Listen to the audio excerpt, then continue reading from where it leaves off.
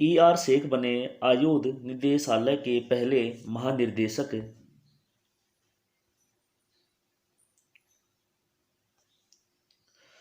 E.R. Sheikh ने आयुध निदेशालय के पहले महानिदेशक के रूप में पदभार ग्रहण किया है। यह आयुध कारखाना बोर्ड का उत्तराधिकारी संगठन है। उन्होंने आयुध निर्माणी वारागांव में छोटे हथियारों के गोला बारूद के निर्माण के लिए आधुनिक उत्पादन लाइन प्रणाली की स्थापना में योगदान दिया है। उन्होंने तोपखाने के गोला बारूद के लिए द्वि मॉड्यूलर चार्ज सिस्टम के सफल विकास का नेतृत्व किया है।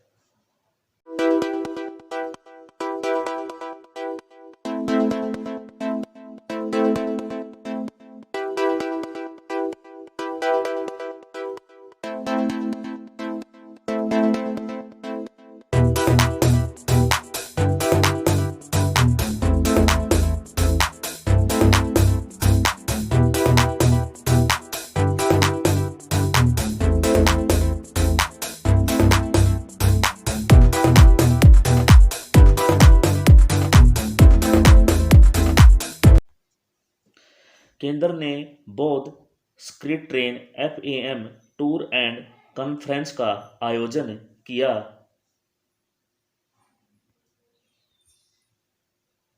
केंद्रीय पर्यटन राज्य मंत्री अजय भट्टू ने सफदरजंग रेलवे स्टेशन दिल्ली उपनगरीय रेलवे का हिस्सा से बौद्ध सर्किट ट्रेन FAM टूर को हरी झंडी दिखाई। पर्यटन मंत्रालय ने भारतीय रेलवे खानपान और पर्यटन निगम के सहयोग से केंद्र सरकार की देखो अपना देश पहल के हिस्से के रूप में बौद्ध सर्किट ट्रेन FAM टूर का आयोजन किया है।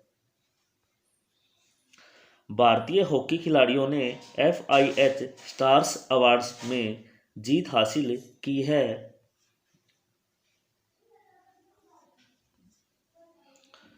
अंतर्राष्ट्रीय हॉकी महासंघ ने घोषणा करी कि भारतीय हॉकी खिलाड़ियों ने FIH स्टार्स अवार्ड के 2020-21 संस्करण में जीत हासिल की है।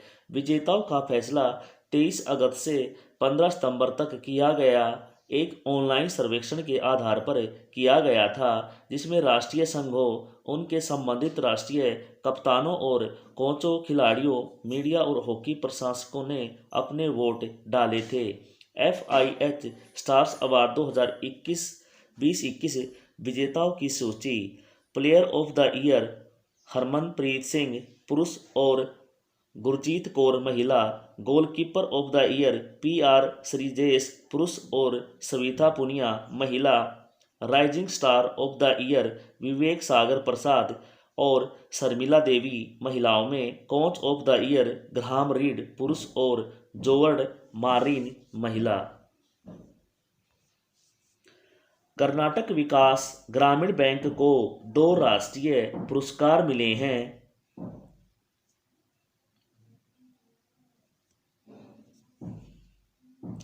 केनरा बैंक द्वारा प्रायोजित कर्नाटक विकास ग्रामीण बैंक ने पेंशन फंड नियामक और विकास प्राधिकरण से अटल पेंशन योजना के तहत महत्वपूर्ण नामांकन के लिए 2 राष्ट्रीय पुरस्कार APY बिग बिलीवियर्स और लीडरशिप कैपिटल प्राप्त किए हैं। KYGB के अध्यक्ष P गोपी कृष्ण के अध्यक्ष सुप्रीतम बंदोपाध्याय से पुरस्कार प्राप्त किया है। कर्नाटक विकास बैंक की स्थापना 12 सितंबर 2005 में हुई। कर्नाटक विकास ग्रामीण बैंक का मुख्यालय है धारवाड़ा, कर्नाटक के अंदर। कर्नाटक विकास बैंक के अध्यक्ष है पुट्टगंती Gopi Krishna.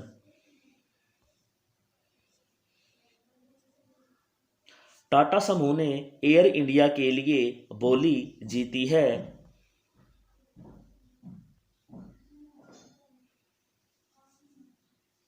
Air India airline के पूर्वज टाटा समूह ने राष्ट्रीयकरण के लगभग 60 साल बाद इसे पुनः प्राप्त किया है। टाटा सन्स ने एयर इंडिया में सरकार की 100% हिस्सेदारी के लिए ₹180 बिलियन की बोली लगाई। सरकार सरकारी स्वामित्व वाली राष्ट्रीय एयरलाइंस में अपने 100% हिस्सेदारी बेचने की कोशिश कर रही है, जिसमें एआई एक्सप्रेस लिमिटेड में एयर इंडिया की 100% हिस्सेदारी और air India STS airport services private limited में 50% हिस्सेदारी शामिल है।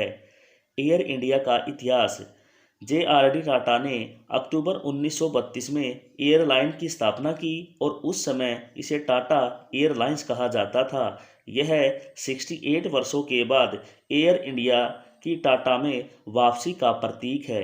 सरकार ने 1953 में एयरलाइन का राष्ट्रीयकरण किया। इसके साथ एयरलाइन टाटा के पास वापस जाएगी, जिनका राष्ट्रीय वाहक के साथ एक लंबा इतिहास रहा है। फिच ने भारत की FY22 जीडीपी विकास दर का अनुमान घटाकर 8.7% किया है। फिच रेटिंग ने चालू वित्त वर्ष के लिए भारत के आर्थिक विकास के अनुमान को घटाकर 8.7% कर दिया है, लेकिन वित्त वर्ष 2023 के लिए जीडीपी विकास अनुमान को बढ़ाकर 10% तक कर दिया है, यह कहते हुए कि दूसरी कोविड-19 लहर आर्थिक सुधार को पटरी से उतारने की बजाय विलंबित है। हैनेल पासपोर्ट इंडेक्स 2021 में भारत 6 पायदान फिसला है।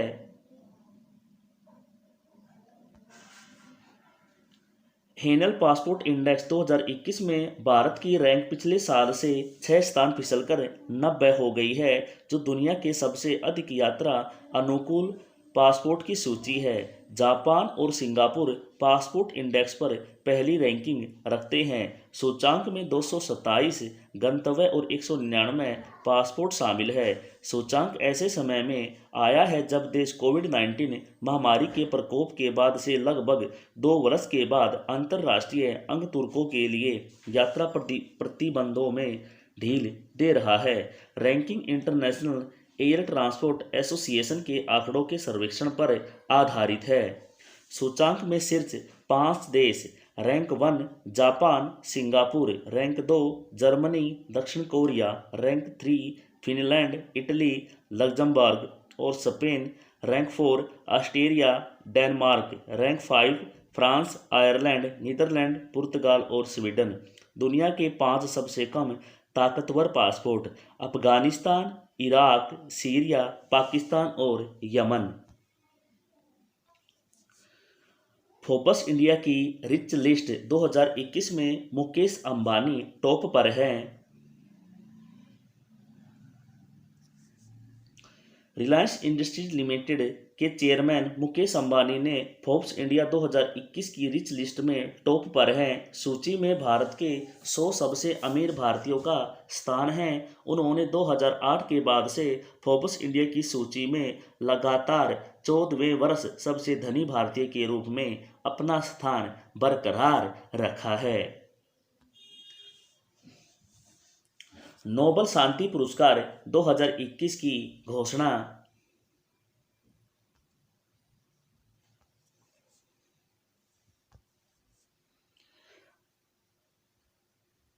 नॉर्वेजियन नोबेल समिति ने मारिया रेसा और दिमित्री मुराटोव को अभिव्यक्ति की स्वतंत्रता की रक्षा के उनके प्रयासों के लिए 2021 का नोबेल शांति पुरस्कार देने का फैसला किया है, जो लोकतंत्र और स्थानीय शांति के लिए एक पूर्व शर्त है। मारिया रेसा अपने मूल देश फिलीपीन में सत्ता के दुरुपयोग, हिंसा के उपयोग और बढ़ते अधिनायकवाद को उजागर करने के लिए अभिव्यक्ति की स्वतंत्रता का उपयोग करती है। दमित्री मुराटोवा ने दशकों से तेजी से चुनौतीपूर्ण परिस्थितियों में रूस में अभिव्यक्ति की स्वतंत्रता का बचाव किया है। विश्व बैंक ने वित्त वर्ष 2022 में भारतीय जीडीपी को 8.3% की दर से बढ़ने का अनुमान लगाया है। विश्व बैंक ने दक्षिण एशिया के लिए अपने नवीनतम आर्थिक अद्यतन में चालू वित्त वर्ष 2021-22 में भारत के वास्तविक सकल घरेलू उत्पादन के 8.3% बढ़ाने का अनुमान लगाया है। भारत की अर्थव्यवस्था दक्षिण एशिया की सबसे बड़ी वित्तीय वर्ष 2021-22 में 8.3% बढ़ने की उम्मीद है, जिसको सार्वजनिक निवेश में वृद्धि और विनिर्माण को बढ़ावा देने के लिए प्रोत्साहन से सहायता प्राप्त है। विश्व बैंक ने दक्षिण एशिया पर अपने अपडेट में shifting gears digitization and services land development शीर्षक में कहा है। विश्व बैंक के अनुसार 3 वित्तीय वर्षों में भारत के लिए सकल घरेलू उत्पादन की वृद्धि का अनुमान इस प्रकार है: 2021-22 में 8.3%, 2022-23 में 7.5%, 2023-24 में 6.5%।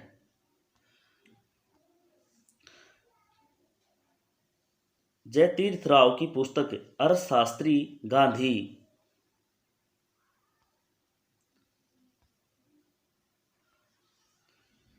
भारतीय उद्यमी और लेखक जयतीर्थ राव, जिन्हें जेरी राव के नाम से भी जाना जाता है, महात्मा गांधी पर अर्थशास्त्री Gandhi the rootedness and the relevance of the political economy of the Mahatma नामक एक पुस्तक लेकर आए हैं।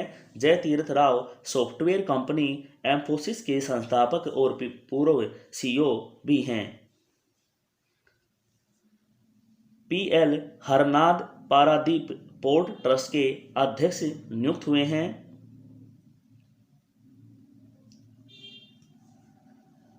उन्नीस बैच के भारतीय रेलवे यातायात सेवा के अधिकारी पीएल हरनाद को पारादीप पोर्ट ट्रस्ट का नया अध्यक्ष नियुक्त किया गया है।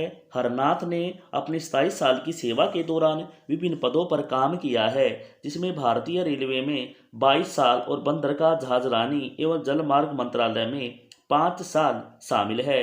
पारादीप पोर्ट ट्रस्ट ओडिशा का एकमात्र प्रमुख बंदरगाह है।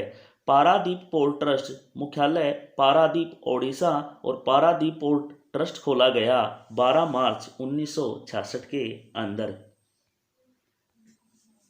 विश्व निवेशक सप्ताह 2021 4 से 10 October. International organization of securities commission 4 से 10 अक्टूबर 2021 तक अपना 5वां वार्षिक विश्व निवेशक सप्ताह शुरू करने की तैयारी कर रहा है। विश्व निवेशक सप्ताह WIW द्वारा निवेशक शिक्षा और सुरक्षा के महत्व के बारे में जागरूकता बढ़ाने और इन 2 महत्वपूर्ण क्षेत्रों में प्रतिभूति नियामकों की विभिन्न पहलों को उजागर करने के लिए एक पहल है।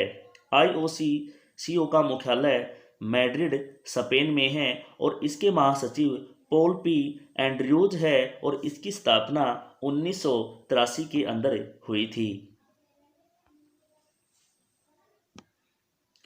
वर्ल्ड एग डे 2021 8 अक्टूबर को वर्ल्ड एग डे मनाया जाता है। विश्व अंडा दिवस 1966 में हर साल अक्टूबर महीने के दूसरे शुक्रवार में दुनिया भर में मनाया जाता है। इस साल का विश्व अंडा दिवस शुक्रवार 8 अक्टूबर को होगा और इस आयोजन की 25वीं वर्षगांठ होगी। 2021 का उत्सव अंडे की शानदार बहुमुखी प्रतिभा और जीवन के हर चरण में लोगों को मिलने वाली लाभों के इर्द गिर्द केंद्रित होगी। 2021 विश्व अंडा दिवस का विषय सभी के लिए अंडे प्रकृति का संपूर्ण पैकेज है। विश्व अंडा दिवस की स्थापना 1996 में वियना में की गई थी, जब प्रत्येक वर्ष अक्टूबर में दूसरे शुक्रवार को अंडे की शक्ति का जश्न मनाने का निर्णय लिया गया था। यह दिन अंडे के लाभों और मानव पोषण में उनके महत्व के बारे में जागरूकता बढ़ाने में मदद करता है। 8 अक्टूबर भारतीय वायुसेना दिवस के रूप में मनाया जाता है। भारतीय वायुसेना दिवस हर साल 8 अक्टूबर को भारतीय वायुसेना द्वारा मनाया जाता है। इस वर्ष भारतीय वायुसेना ने अपनी 89वीं वर्षगांठ मनाई। भारतीय वायुसेना को आधिकारिक तौर पर 8 अक्टूबर 1932 को ब्रिटिश साम्राज्य द्वारा रॉयल इंडियन एयर फोर्स के रूप में स्थापित किया गया था। 1950 में इसका नाम बदलकर भारतीय वायुसेना कर दिया गया। भारतीय वायुसेना दिवस 8 अक्टूबर को ही क्यों मनाया जाता है? आईएएफ की स्थापना 8 अक्टूबर 1932 को हुई थी और बल ने कई महत्वपूर्ण योद्धाओं और ऐतिहासिक अभियानों में भाग लिया। यह आधिकारिक तौर पर ब्रिटिश साम्राज्य की सहायक वायुसेना के रूप में स्थापित किया गया था, जिसने द्वितीय विश्व युद्ध के दौरान भारत की विमान सेवाओं को उपसर्ग रॉयल के साथ सम्मानित किया था। 1947 में यूनाइटेड किंगडम से भारत को स्वतंत्रता मिलने के बाद रॉयल इंडियन एयर फोर्स नाम रखा गया और डोमिनियन ऑफ इंडिया के नाम पर रखा गया। 1950 में सरकार के गणराज्य में परिवर्तन के साथ उपसर्ग रॉयल को हटा दिया गया था। वायुसेना के प्रमुख है एयर चीफ मार्शल विवेक राम चौधरी। तो ये तो थे आपके कुछ इम्पोर्टेंट क्वेश्चन। तो क्वेश्चन कैसे थे हमें ज़रूर बताएं और कमेंट बॉक्स में हमें जो है अपना सजेशन ज़रूर दें। कल फिर मिलते हैं एक नई वीडियो के साथ, तब तक के लिए बाय।